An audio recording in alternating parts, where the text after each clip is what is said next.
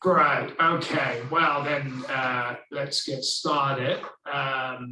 Thanks for coming, everybody, and thanks in particular for our featured speaker today, Michael Bang Petersen. Welcome, Michael. Thanks so much for doing this. Really looking forward to this and the discussion. Just briefly for everybody else, Michael is a professor of political society at Aarhus University. And he is extremely well known for his work on misinformation, polarization, the need for chaos, which is a scale he developed that told us all about January 6th last year before it ever happened, basically. And yeah, he served as an advisor for the Danish government throughout the pandemic and is very prominent in that role on Twitter and lots of other places. So thanks for coming again, Michael, and the floor is yours. No, thank you so much for the invitation, and I am I've been talking to international journalists all week about the pandemic situation in Denmark. So I'm very happy to be able to talk about something else here, namely the research that I'm doing on all the bad stuff happening on the internet. So I really appreciate it. And also I want to say that I really appreciate the discussion that will follow my presentation, because right now in Denmark there is a process being started about how we should actually regulate the tech giants in order to improve democratic dialogue, and I've been trying to give the advice that I have, but I'm very keen to hear your thoughts about that as well. So, all right, I will share my screen and essentially take it away. Can you see it? Yes. Perfect. All right, so what I'll be talking about today is the offline causes of online hate, and share some ideas about what we can do to counter them. As you will see, I think many of the perils that democratic societies are facing today are not necessarily caused by social media, but social media provides a very clear window into some of the problems that are confronting us. All right, so this is a figure from a recent study that I did together with my collaborator Alexander Bohr. What we did was that we assessed Americans and Danes' perception of how negative political discussions were, and we assessed people's assessment in both about both discussions that happened online and discussions that happened offline. And probably it's no surprise that both in Denmark and in United States, people feel that online discussions are way worse than offline discussions. So what the plots show are distributions of perceived negativity, with the darker gray distributions being the perception of online discussions, and the lighter gray discussions being perceptions of offline discussions. So it does seem that people's general sense is that when you log onto a social media platform and discuss politics, then you will end up in something that's not so pleasant. The question that I've been interested in understanding is why is that the case? Why is it that the social media discussions feel so more negative, so much more hostile than offline discussions? One sort of narrative that we are often hearing, especially in the press and in public discussions, is that, well, this is to be expected because our minds are not really prepared for social media. They're not prepared for discussing with each other over or through a screen in rapid written form and so on. So just one example. This is from an interview with a Danish expert on social media, who said that, well, whereas ordinary conversations face to face has been around for many thousand years, the conversations on the internet has only been around for about 10 years. So we still have a lot to learn about how you act on the internet. How does it occur around the dinner table at home? How do you talk there? The same needs to happen on the internet. So that's a common idea, that you sort of have people who are acting nicely in the offline settings, but then they forget how to behave when they log on to social media platforms.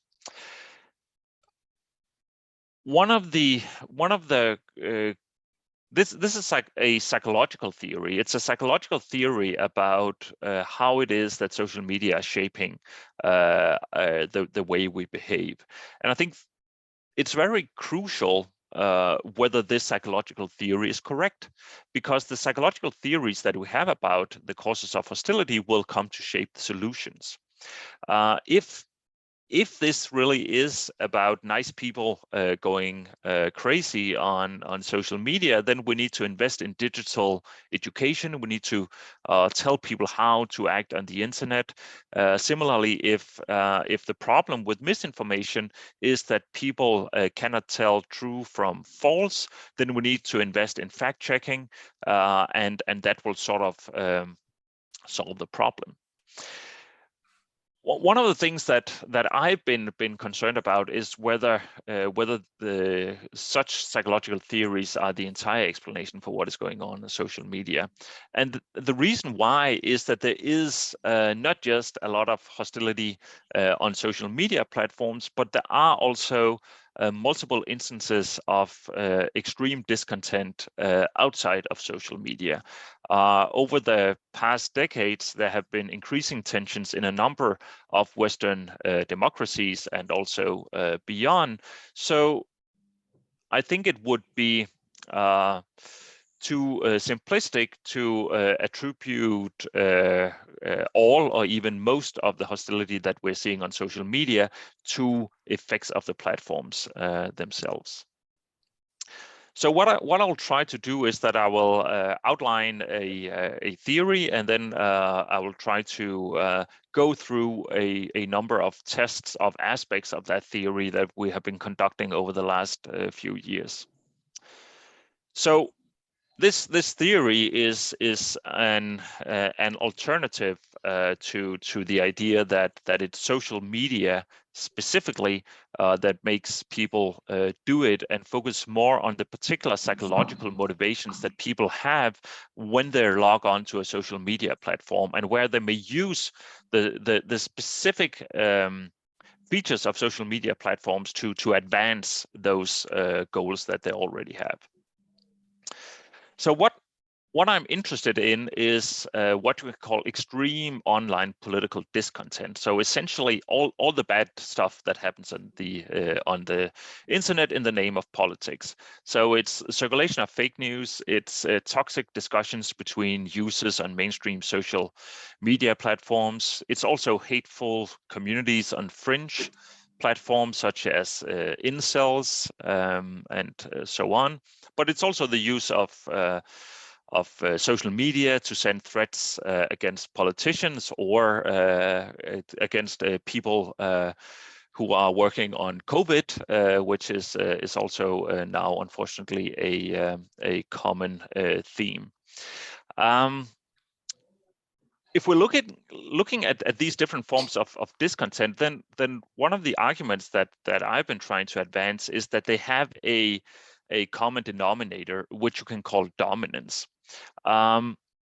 They can all be seen as tactics that are aimed at the acquisition of deference, that is status, through what psychologists would call the induction of fear through intimidation and coercion.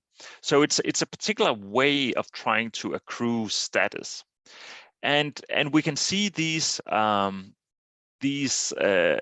extreme behaviors as either an indication or as an example of direct individual aggression, such that, for example, when you are threatening a politician or when you are directly hostile in an interaction. But we can also see them as more indirect dominance tactics that are aimed at mobilizing your group against another group. I'll dig a little bit into what I mean by that in a few moments. So a few premises about the psychology of status, and in particular the psychology of dominance. So we know from from existing studies that that status seeking via dominance is a fundamental predictor of interpersonal violence and political violence. So in that sense, it would not be too far-fetched to think that it also plays a pretty big role in the context of online aggression, because we in general know that it plays a big role in aggression of other sorts.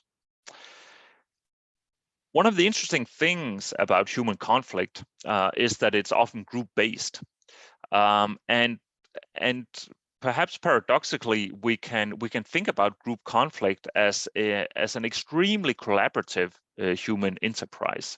That often, when groups are locked in a conflict, then the group that will prevail is the group that is most collaborative, that is most well coordinated. So if that is the case, then part of aggressive group tactics, or essentially parts of being aggressive, is motivations to try to facilitate within group coordination by, for example, signaling that you are, as an individual, prepared to take action, but also to direct the attention of fellow group members to the threat that you are seeing from the outgroup. And what I'll be arguing is that a lot of what happens on social media is essentially behavior that has that effect, or is motivated by those kinds of goals, such as the sharing of misinformation, which is essentially an attempt to mobilize your group against the enemy. So the argument, in short, is that I don't think that we should see the spread of online hate and misinformation as sort of an accident. Rather, it is the activation of pretty instrumental dominant strategies in an online context to gain status. And that suggests that if online political hostility is a major problem, then it suggests that there is something wrong with our offline societies, because it suggests that there are large minorities with strong feelings of status deficits that they're then trying to remedy through aggressive tactics on social media platforms. So one pretty important question is whether there's anything to that theory, whether it can be backed up with any kind of real evidence. And the first paper that we'll be talking about is the paper that I also mentioned before, together with Alexander Bohr. In that paper, we are trying to take on at least both implicitly and explicitly a previous study. So it's Cheng et al. From 2017, who had the catchy title that anyone can become a troll. And essentially, the argument of that paper is that you have nice people who then log on to social media platforms and then engage in troll-like behavior. So one way to illustrate the argument of that article is that if you have measures of how hostile people are in online settings, and you also have measures of how people behave in offline settings, then the distribution should look something like this. That you have a lot of people who are nice people when they discuss politics in offline settings, but they can become quite hostile in online settings. So the alternative, if people are really people, no matter where they are, whether they're discussing offline or online hostility, then we should see, in contrast, a very clear relationship such that those who are hostile in offline settings are also hostile in online settings, and those who are not hostile in offline settings, they're also not hostile in online settings. So we have been trying to test this using survey measures, and you can say that, well, there are all sorts of problems with survey measures, but they do have some other advantages, and that is that you can actually make very comparable measures of offline hostility and online hostility, whereas it's pretty difficult to find comparative or comparable measures of online hostility with offline hostility if you use more behavioral data. I should say that we are looking into ways of doing that currently, so I'm happy to talk about those efforts in the Q&A. But what we have in this paper is mostly self-reported data. So essentially, we asked people about how they behave in offline discussions and how they behave in online discussions, to what extent that they are engaging in, have occasionally made offensive comments, whether they have engaged in behavior that could be thought of as harassment. And what we're seeing is that there is an extremely close relationship between how people perceive their own behavior in offline contexts and online contexts. So it's not such that people have a sense that they are behaving nicely in the offline context and then are going crazy, so to speak, in online contexts. The reason for that is that this is really fundamentally tied to status seeking.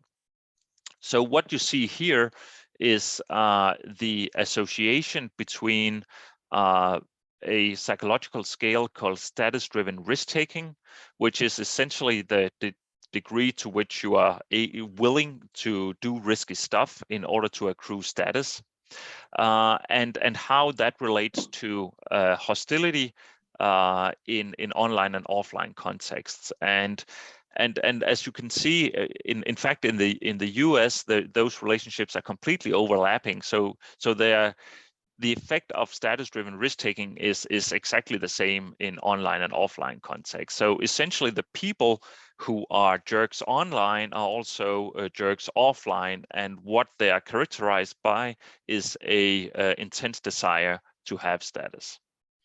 So that doesn't seem as if social media platforms in themselves create hostility, and it also does not seem as if hostility in online context is what you can call an accident.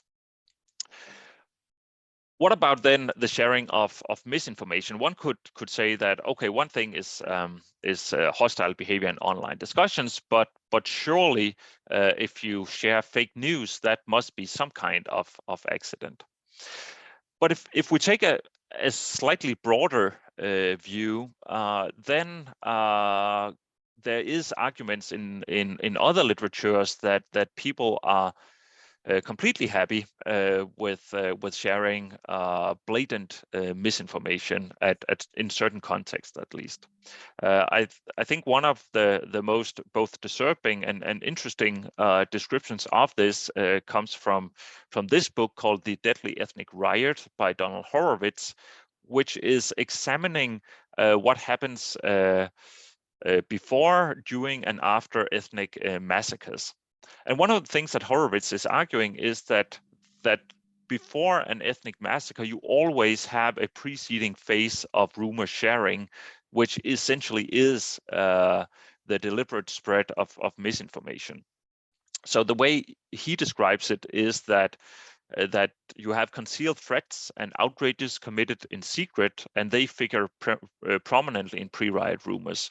Rumors are embedded in the riot situation because they're satisfying and useful to rioters and their leaders.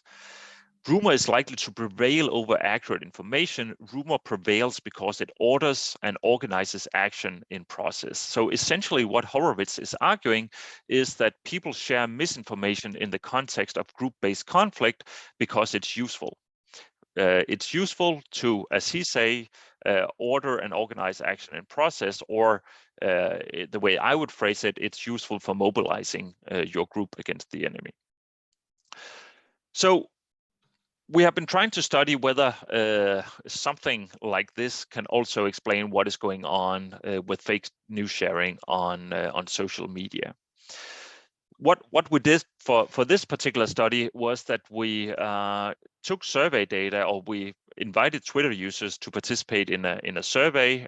We were aided by the survey company YouGov, and we got those users' Twitter IDs and got permission to connect their survey answers to the Twitter activity. So we scraped the tweets and had a very large number of news links, and then we took those news links and matched to databases of fake news sources and trustworthy news web sources, and also we coded that for political slant. So essentially whether the fake news source was catering to the Democrats or the Republicans, and whether the real news, so to speak, also had a particular partisan slant.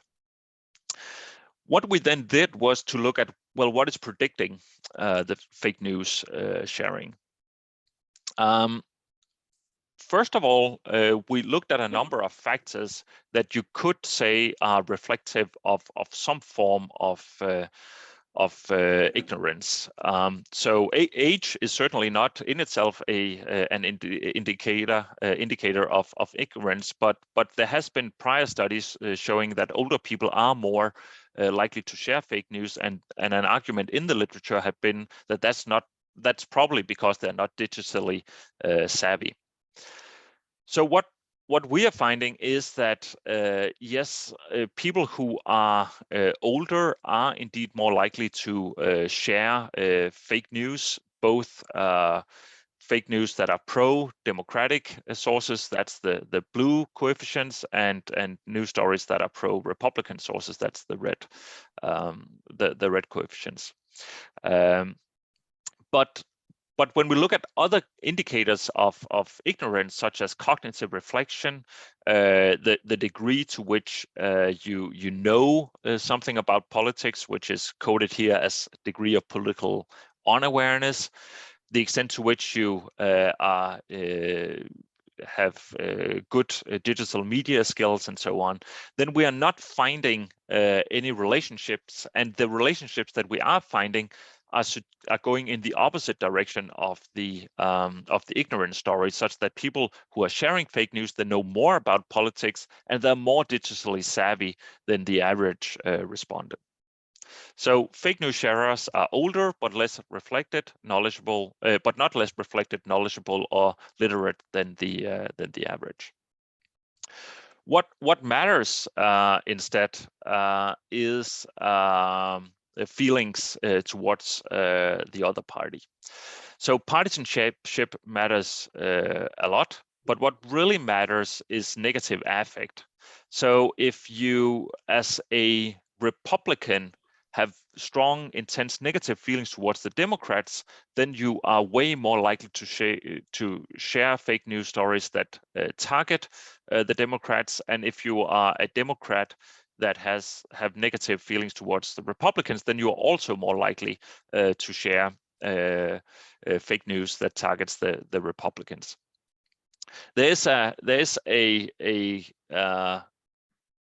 pretty clear asymmetry here. So Republicans are way more likely to share fake news if they hate the Democrats than if a Democrat hates the Republicans. And I won't go into details on this relationship, but I'm very happy to talk about that in the Q&A because our findings suggest that it essentially has to do more with the supply of news stories than because Republicans are falling for misinformation more easily. What is also interesting is that if we're looking at real news sharing, and I don't have the plot for this, then we're actually also finding that these feelings of negative affect are the strongest predictor. So we have these relatively knowledgeable people who really hate the other party, and they're doing the fake news sharing, but they're also doing the real news sharing. So essentially, it's partisans who are picking whatever is fitting into the worldview and are sharing that from our perspective in order to mobilize the in-group against the out-group, or in order to denigrate the out-group. So while we are not looking into something as bad as an ethnic massacre, it seems to be essentially the same kind of mechanisms that are operating. So what are the roots of this extreme discontent? And this is where the research that Steve mentioned about the need for chaos is relevant. So there are different cleavages in Western societies. Like, one is the partisan cleavage between Democrats and Republicans in the United States, for example. But there's also a deeper cleavage between the rich and the poor. We are seeing rising income inequality in a large number of Western democracy, and that is in itself something that fuels feelings of marginalization, feelings of being left alone and being outside of the system. So what we have been arguing is that there are some structural developments in Western societies these days that are leading to intense social exclusion for some, or at least intense feelings of social exclusion for some.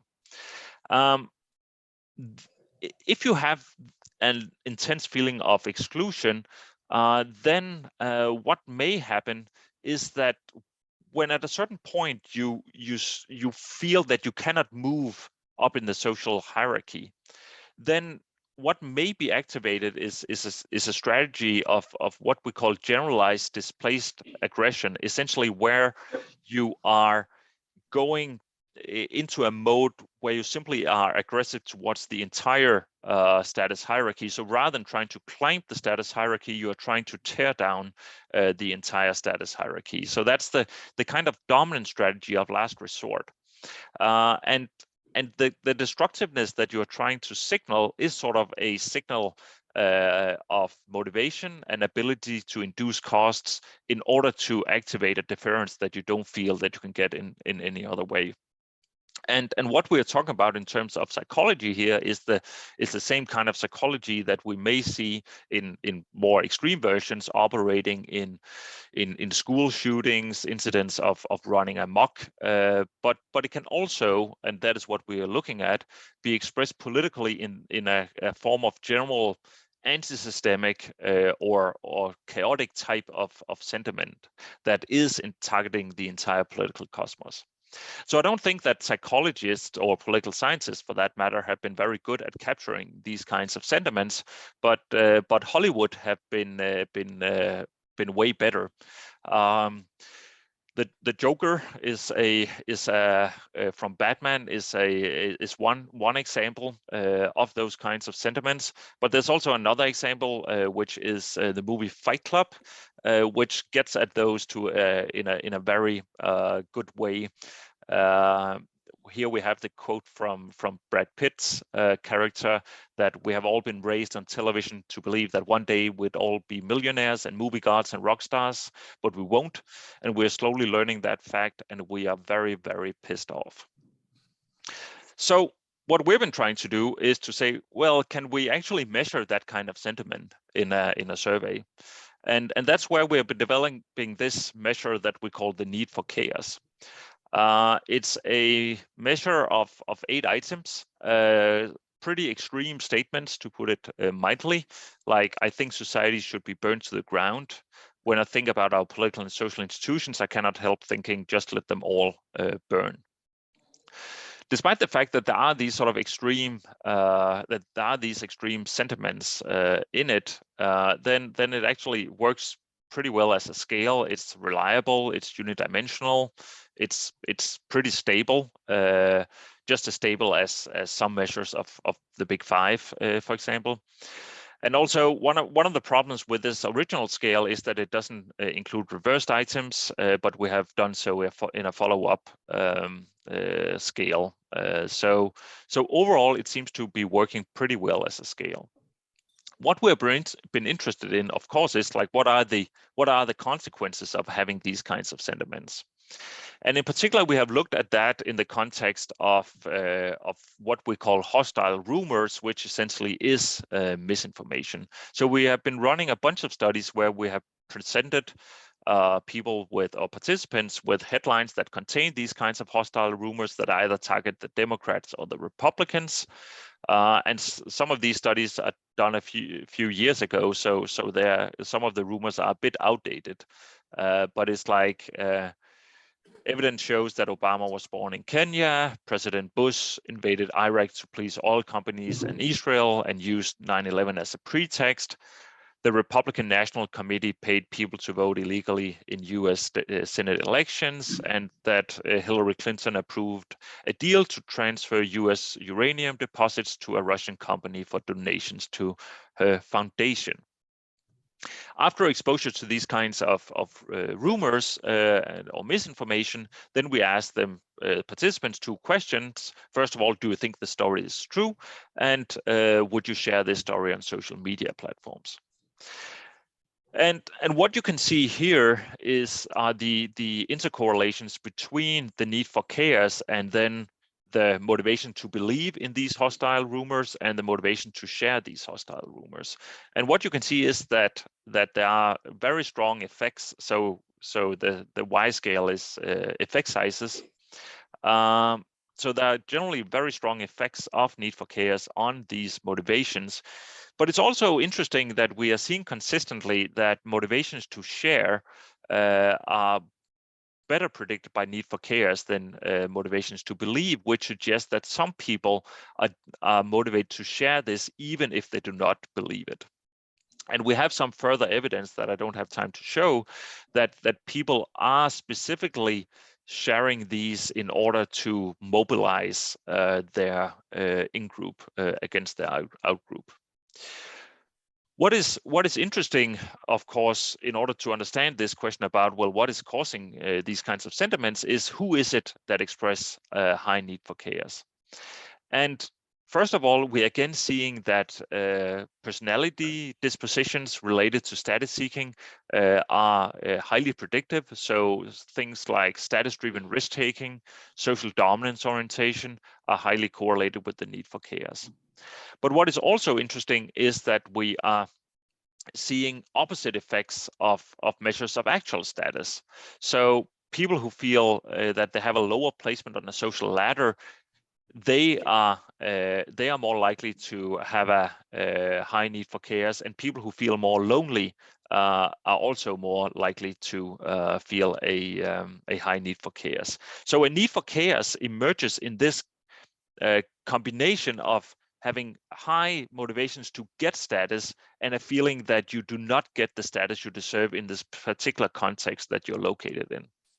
So to use another Hollywood meme, then essentially it seems that the need for chaos is with the word of Lord Baelish from Game of Thrones, chaos is not really a pit, it's a ladder. It's something that people are trying to instill in order to climb the social media hierarchy or the social hierarchy in society. All right, so I've already been talking too much, but I'll just circle back to where we started, which is that if there are all these offline causes for online hate, why is it then that social media discussions are so hostile? And what I'll be arguing here is that it has something to do with what we call connectivity. So we have been looking at where is it, or what is it actually people experience in political discussions? Where is it that they are being, where is it that they are seeing and experiencing hostility?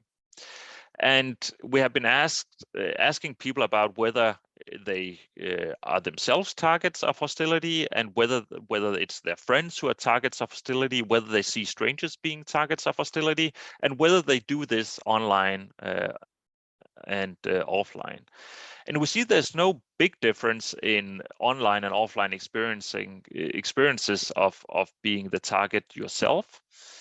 There's a slightly higher difference when it comes to friends. So you do see your friends being exposed a little more to hostility in online context.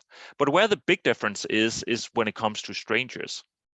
So you don't really see many strangers being exposed to hostility in the offline world, but you see it pretty frequently on social media. So essentially, it's the public nature of online hostility that makes time spent on social media platforms unpleasant. It's not because that there are not hostile people in the offline world, but the hostility that they have is often private and hence invisible to third parties, but you can sort of see their behavior very well on the interconnected social media platforms. So this is essentially what we call the problem of connectivity. And I think if this is true, then we should, when we think about how to solve this problem, we should shift the focus from the psychological impact of social media platforms to the affordances that the platforms offers for satisfying pre-existing motivations for being aggressive. And because of the connectivity of social media platforms, they enable hostile individuals to reach their desired targets, to move from being sort of lone actors to collectives, and also to rapidly share information and misinformation and mobilize. But one of the crucial things for most people is that the reason why social media platforms feel so hostile is that they break down echo chambers, that we are exposed to much more, many more different types of individuals, including hostile individuals in online context than we are in offline contexts. This has a number of implications for solutions. So first of all, I think that the long-term solution to online hostility is real-world policy reform. We actually need to solve problems in the real world if we are to get social media discussions back on track. I think that there is a large responsibility still for social media platforms. I think we should be very, very demanding when it comes to them sharing data, sharing information about algorithms and so forth, especially such that we can have a better problem identification in public debate. And also, we can reform platforms most likely to de-escalate online debates in the short run, and maybe that is important for reaching agreement on long-term solutions. But I think one of the important things is that some of those reforms to de-escalate online debates is actually about breaking connectivity rather than the opposite. So if the key problem is echo chambers, then you might think that it's just about breaking the echo chambers. But I think actually some of the problem is to have people being able to create their own echo chamber where they can be free from hostile individuals and the visibility that they have on online platforms. There are all sorts of problems with that, or dilemmas with regards to free speech and so on. But we also don't have time to go into them. And with that, I want to say thank you very much. And I will just stop sharing my screen. Thanks, Michael. That's great. So, yeah, wonderful. We have plenty of time for discussion. If people just want to raise their hands, maybe, or shout out. Michael, yes, he had his hand up first. Yeah, thanks a lot, Michael, for the very interesting talk. What really caught my mind or my eye was that you sort of replicated this nice finding that older adults are more likely to share misinformation. I think Guest and colleagues show that they are like 7 times more likely than the youngest age group to do that. And that got me sort of thinking, like, how your work might sort of explain some of that, like those age differences in misinformation sharing. Like, I was just wondering if you observe any age differences in the need for chaos scale, or if any other work of yours can speak to that. Yeah, so that's a pretty good, or that's a pretty important question, and there's also just a new paper out now. I'm blanking on the author of it, but with that is trying to tackle that exact question, and he's coming to the same conclusion that I would be giving, and that is that the reason is that older people are more politically engaged. So it's essentially the political engagement of older individuals that are driving their propensity to seek out all sorts of political news, including fake news. So I think that's the key, that they most likely have much more polarized views. I don't think that necessarily means that older people have an inherent tendency to share more misinformation. I'm pretty sure that if we look at things that young people actually care about, then we would find them sharing misinformation about that as well. But it's more difficult to do that research, in part because they may not be as engaged on platforms that we do have access to, such as Twitter. And I think that's one of the fundamental problems, that we really need better data access as researchers to understand these problems. Yeah. All right, thanks. Okay, and Ralph, I think, was next. Yeah, thank you for a very nice presentation. Really enjoyed it, especially kind of thinking more about the role of dominance in for sharing and behaving on the way how people behave online. I was wondering when you came to the implications of the work for for how to amend some of these things. I felt a bit like there's a bit of a disconnect in the sense that you're really pushing for. There's a really strong role of kind of like the need for confirmation, for status, to play out dominance interactions. And you basically say we don't really need to address like the deeper human roots of this, but we need to look at the platforms and make sure that their infrastructure does not allow for such behaviors to emerge. But wouldn't it also actually call for much more, thinking about how we can get rid of, of inequality, how we can actually temper some of these urges that people have to seek confirmation, or isn't that actually what also partly falls out of your work, rather than like, okay, now reform the platforms, which I think that is also very necessary, but. Yeah, no, I completely agree, and when I talked about real-world policy reform, that was a too short way of trying to express some of the things that you are saying. I don't think we will solve the problems we are facing as democratic societies without looking at inequality. I'm not sure that we at this point know that economic inequality is the main culprit. I think it's likely that it is, because we know it has been rising. We know it has all sorts of negative consequences. But you also have in United States, you have these sorting processes where you have these coalitions created between different demographic groups. Black people, the highly educated, through the 80s and 90s formed a coalition against older, white, religious people. So that there are also these sort of cultural conflicts operating in addition to inequality, and most likely reinforcing each other. But I think in a way, then I think that my discipline, political science, have failed, because we haven't addressed these kinds of problems deeply enough, and we have been like distracted by surface factors such as Fox News, Facebook, Donald Trump, and so on. And it's not that these are not important to study, but we sort of haven't gotten into a deep understanding of the structural causes of what we're seeing right now. So I absolutely agree that we need to we need to deal with things like inequality. And one of the things that I really fear, and sometimes I'm being criticized for saying that, because it sounds as if I'm alleviating the tech companies from their responsibility, and that's not my intention.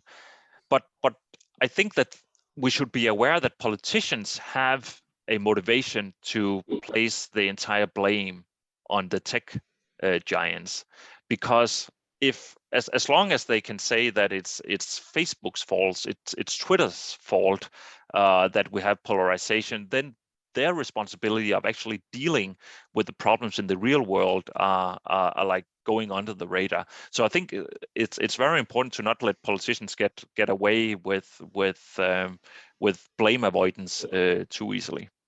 Yeah.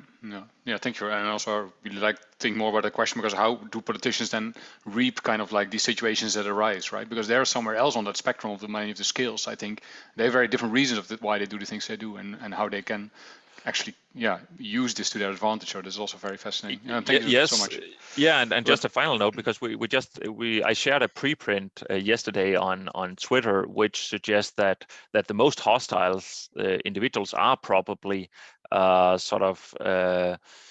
politically engaged elites. So the politicians are probably causing quite a bit of the hate themselves. Yeah. Thank you. Okay, Reinhold was next. Well, hello, thank you for the presentation. I really, in general, agree very much with the sentiment that policy reform is the major player to try to engineer some change.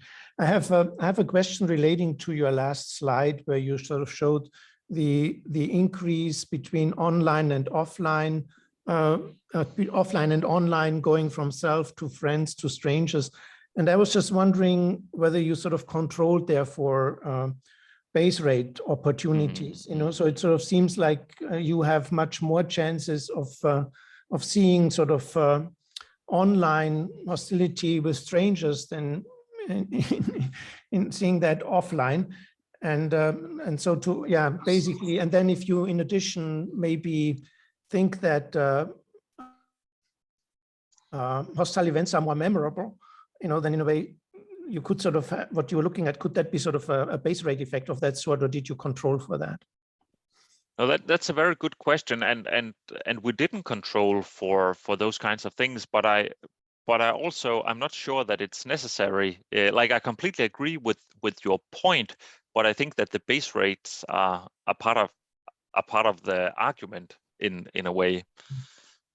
That it is exactly because that there are so many more people out there that it's way more likely that you'll be exposed to. Yeah, but okay. So if I may come back, sure. I mean, then that is a much more general condition, and you're sort of making a specific point. You're deriving a specific point from something very, from a very general and basic feature of your design, if you want. Well, I'm just pointing that out. I need to think more anyway, about it. It would be interesting to sort of see what the data look like if you were to correct or control for the base rate opportunities in these kinds of events. Yeah, we could do something like that. So we do have what we do have measures of is how frequent people are participating in different types of discussions, and how frequently they are on social media. So we could probably do something to get at what you are suggesting. Thank you. Okay, and I think our hand is up now, and that was Almog, and I also have a question or comment. So Almog, do you want to start? Yeah, Michael, thank you for the presentation. Let me rephrase your argument to see that I got it right. So I think that the argument that you're making is that online hostility tracks offline hostility, but that there are more people that are exposed to, but in online settings, we have a broader network, and this is why we think that online platforms are more toxic. Yes, yeah, that's exactly what I'm trying to say. So my question is then, what is the part, and what do you think is the part of external agents that making the online networks more hostile, and maybe this is part of the reason that that online networks seem more toxic, because we have a lot of trolls from outside trying to sow discord. Yeah, that's a very, very interesting question, and I think we don't know how much they actually contribute. So it's for sure there was a big role of trolls in the U.S. presidential election in 2016, or at least there were attempts to influence it. There have been some studies that suggest that it didn't actually do much, but it could certainly shape the perception of the information environment, even if that information environment didn't really change people's attitudes or perceptions. I think it's something that we don't know really much about, and I also think that another factor that we also need more knowledge is the role of algorithms in this, because what creates the greater visibility of these hostile individuals? We know that people's attention are directed to conflict, so there are certainly cognitive biases that can explain some of this. We also the preprint that I just mentioned, we can also see that hostile individuals, they tweet more, they have more followers, and they follow more people themselves, but how much is that additionally promoted by algorithms? I think that's something that is really important to know, and I think in that one of the really important things there is to again to demand better access to how are the algorithms structured. Yeah, can I just connect to that? Great, because that was exactly what I was going to focus on as well, because there is some evidence that social media actually has causal effects on people's behavior. I mean, there's stuff in the context of COVID that, compliance with social distancing can be causally attributed to Fox News, as it turns out. And there's all these, bits and pieces of papers popping up all over the place that social media had a causal influence on this. And taking that one step further, it seems to me that perhaps what you're picking up is some sort of a feedback loop where, what is happening online is exfiltrating to the offline world, where some people then become more hostile and then go, it's some sort of possibly a self-accelerating spiral, which I presume you couldn't rule that out on the basis of your data. Right. No, for sure. That we cannot rule out in the science we have here. We're trying to get a little bit added in some of the work that we have forthcoming, but yes, we cannot do it here. And I think I think what you're describing is completely plausible, and one of the ways in which I think these things could work is that when you have the greater visibility of hostile individuals, then that will warp your understanding of the thinking of the average Democrat, the average Republican, even the average person who is refusing COVID vaccinations. Like if we take the views that are being expressed by people who are unvaccinated on social media, then they are a pretty crazy bunch. But that doesn't mean that's actually representative of the broader group. So I think that it sort of distorts our representations of what people in different social categories are actually thinking. I think, Alina, and that might have to be our last question, if nothing else, because I actually have to rush out in a minute. Yeah, hi. Thanks for the presentation. I might have to introduce myself first. I'm a PhD student and I'm working in David Garcia's group. And my current research interests are emotion regulation, but also hate and counter speech online. So how I understood it is that people, well, might have lower status, and then this might increase their need for chaos, and hence they are acting out against their outgroup.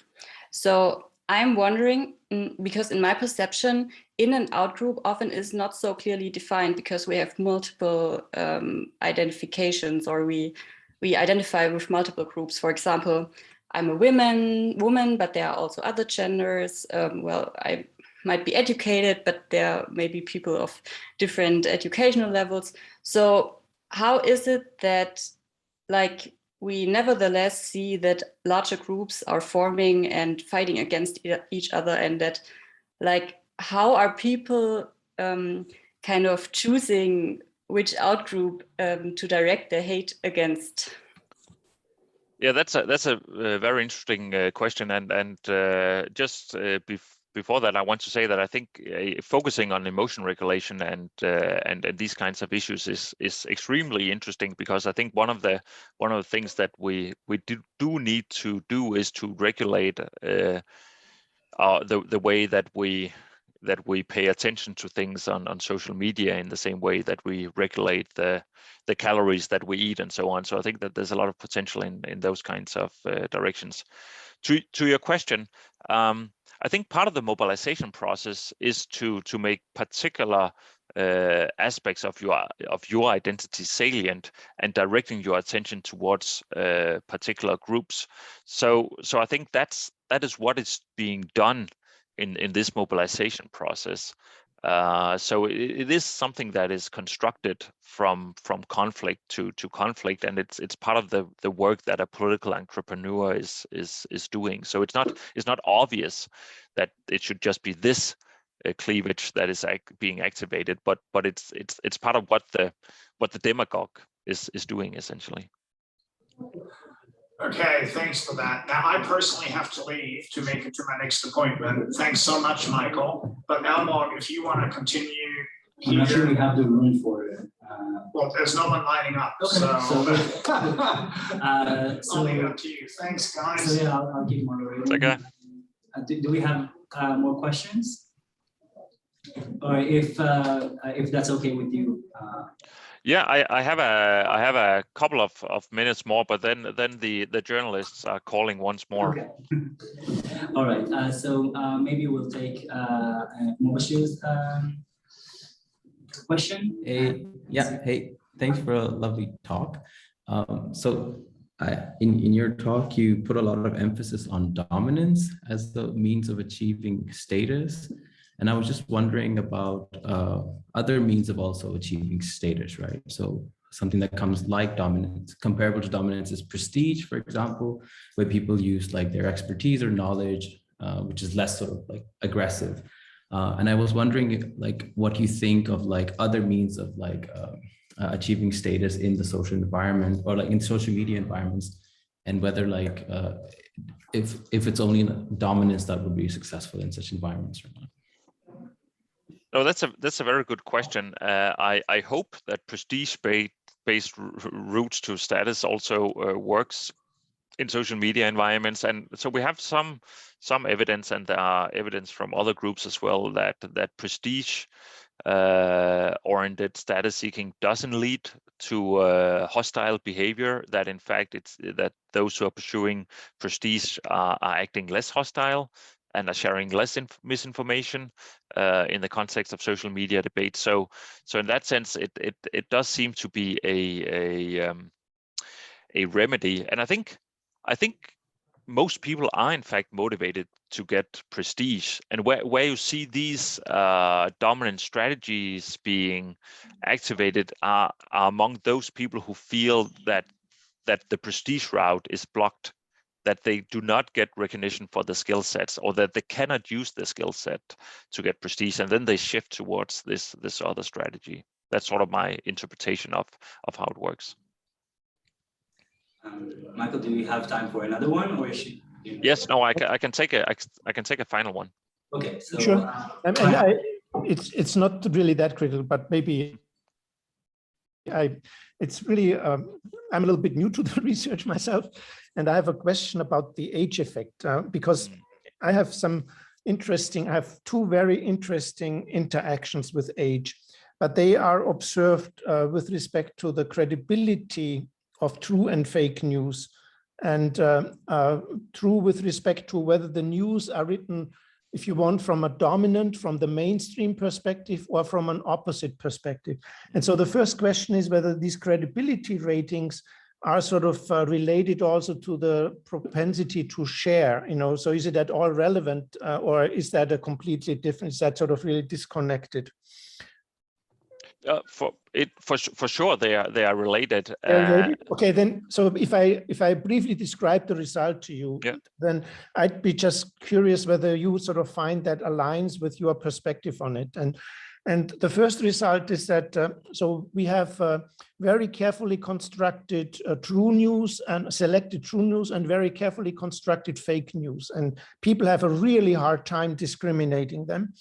But when you look at the age effect, you sort of find that there is a clear age effect increasing of credibility with the true news, but not with the fake news. So it sort of goes with a confirmation bias, probably most likely, because overall the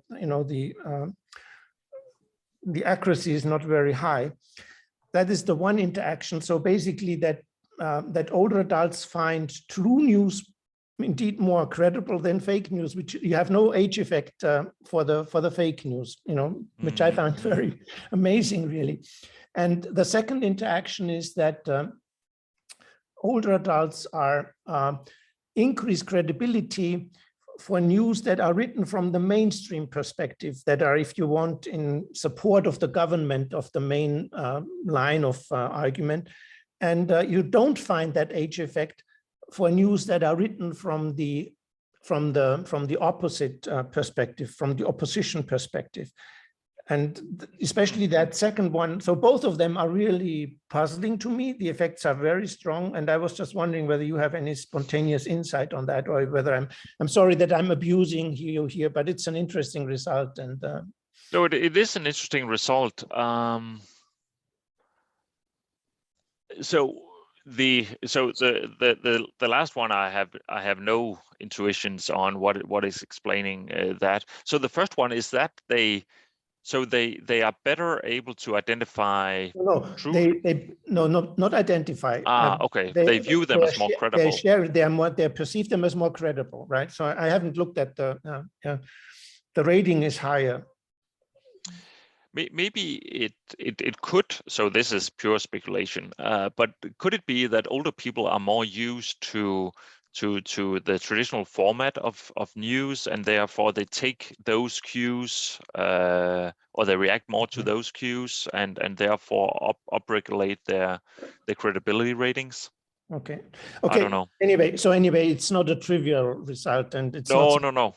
Okay, good. Yeah. And that's really, I don't want to keep you up from your talking to the journalists. And sorry, I hope I didn't monopolize the rest here, but yeah. Thank you. Michael, thank you so much for this talk, and it was wonderful. Thank you so much. No, thank you. It was my pleasure. Take care, all. Bye-bye.